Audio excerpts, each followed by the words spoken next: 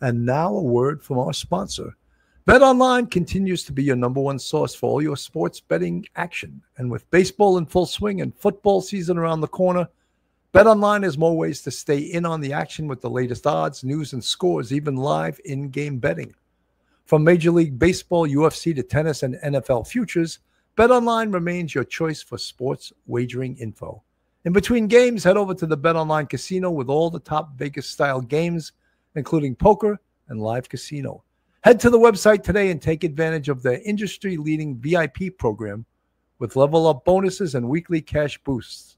BetOnline, the game starts here. Joining me today, this afternoon, on this very complex topic, but very, very interesting, is retired NYPD Sergeant, professor at Albertus Magnus College, attorney. Welcome to the show, Professor Mike Geary. Welcome, hey, Mike. Bill.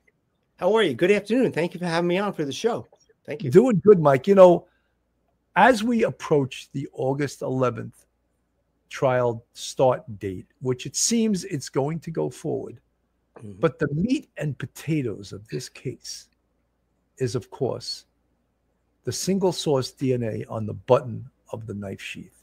And there's a lot of talk about this, about how will the defense thwart this powerful evidence from the prosecution. Yeah, Bill, you know, the DNA, that single source, thank goodness it's a single source DNA, that trace DNA left on the button of the knife sheath is the holy grail in this case. Many other things are very powerful too, but this is the most important thing. And, you know, depending on the rest of the prosecution's case, the fact that they've got DNA and you're going to have that matches Kohberger, and they also did a buccal swab after his arrest that made it match perfectly. You're going to have an expert on DNA testifying. That gives the jurors, no matter how weak or strong the rest of the cases, that gives them a foundation when they walk into that jury room at the end of the trial to say, I'm voting to find him guilty because of the DNA. That is so strong that it can really support a conviction by the jurors, despite whatever arguments that Ann Taylor has or whatever other evidence there is. That is huge. You know, Mike, the professor Joseph Scott Morgan, who is a forensic expert, and just we see him all the time on different TV stations. When he says something, I take great note of it because he's one of the most competent scientists that we see on the TV stations as a talking head. Let's just listen to what he had to say recently. Morgan is a forensic scientist and distinguished scholar at Jacksonville State University. He says the DNA found at the scene isn't disputed, but the question becomes why Kohberger's DNA was there. The trick is, how do you explain it? How do you put that sheath in his hand? The DNA in question was discovered on a knife sheath left at the crime scene. Morgan says each side will likely use it to tell two very different stories. Prosecution is going to have to demonstrate how this process works, and they're going to have to do it in a manner in which a jury can understand it. DNA analysis isn't new, but Morgan says the method used here, called forensic genetic genealogy, can be hard to explain. But if they can sell it to the jury and explain the process, how it works with forensic genetic genealogy, the jury, I think, in my opinion, will have a really hard time getting past the odds that it could be anybody other than Bryan Kohberger. The type of DNA found, known as touch DNA, can be left behind by something as small as a single skin cell. But there is always, in the molecular space, someplace to be caught because you can't plan for everything. The defense has questioned how the DNA was collected and raised concerns over the use of a private database to identify the match, leading to what they believe is an infringement of Kohberger's privacy. When does justice supersede, your need for privacy? And that's always been my bone of contention with DNA sampling. The problem with DNA, though, is that the numbers are so astronomical, you have to look for human error. The trial is currently set to begin August 11th.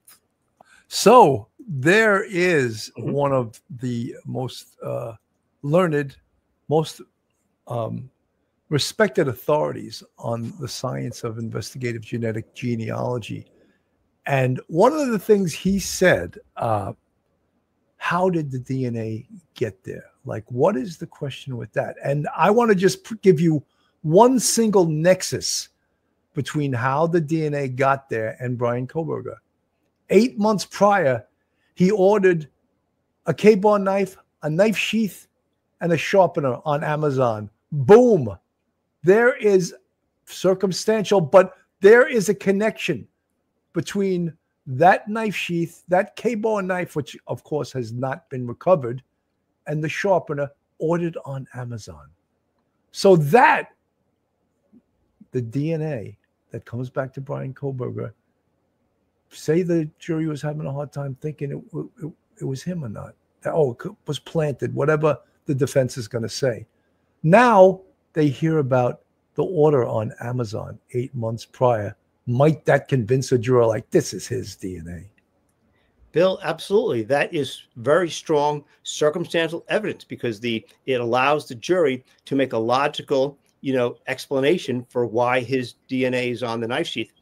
He purchased that knife and that knife sheath and a sharpener 8 months earlier, and there it is, lying beside a crime victim, and there's nobody else's DNA on that, just his DNA.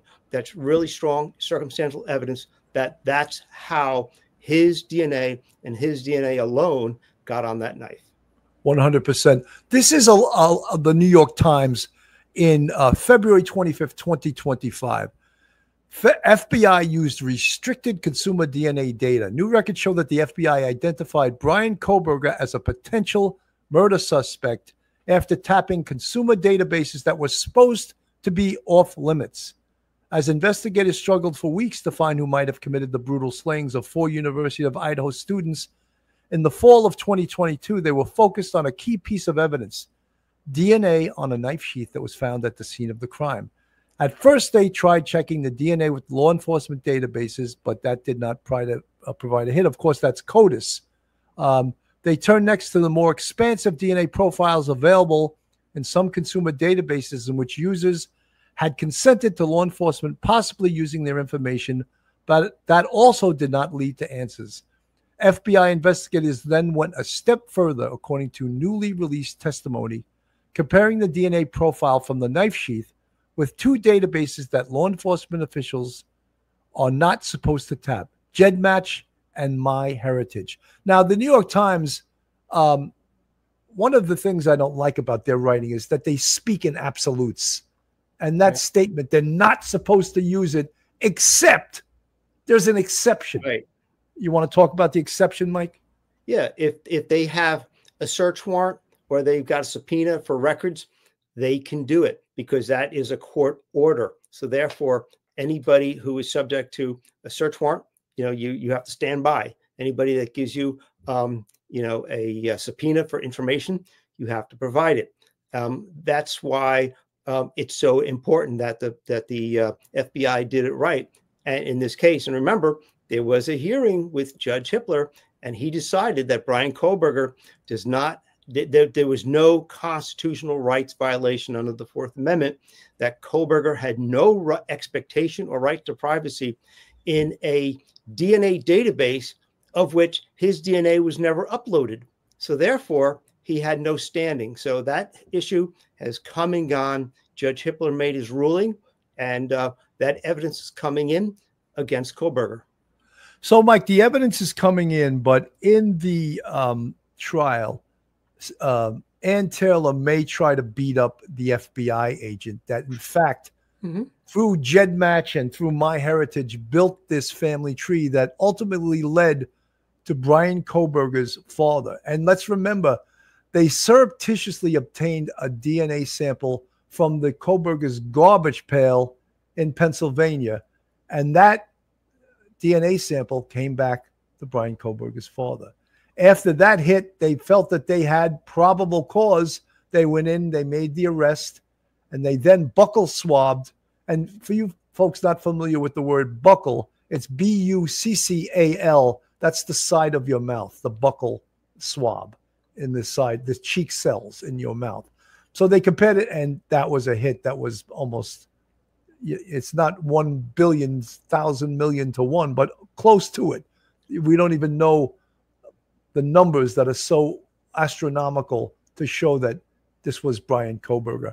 About 2 years ago, CNN did a great report with the guru of investigative genetic genealogy, C.C. Moore. And I'd like to play a little bit of that because it's very informative and it's easy for a layman, someone that's not a scientist, to understand what they're talking about. The very next day, the lab was able to match a DNA profile obtained from the trash as all but assured as being from the biological father to a person whose DNA was found on the knife sheath. As the document states, at least 99.9998% of the male population would be expected to be excluded from the possibility of being the suspect's biological father.